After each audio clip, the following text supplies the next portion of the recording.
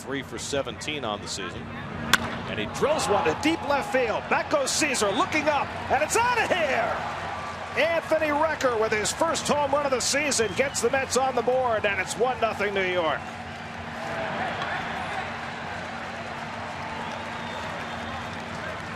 Well, he usually saves it for later in games, but Recker's home runs usually put the Mets ahead, and this one does as well.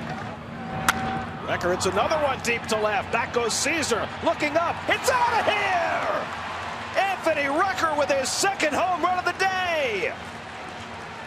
The Mets playing long ball at Wrigley, and it's 3-0 New York.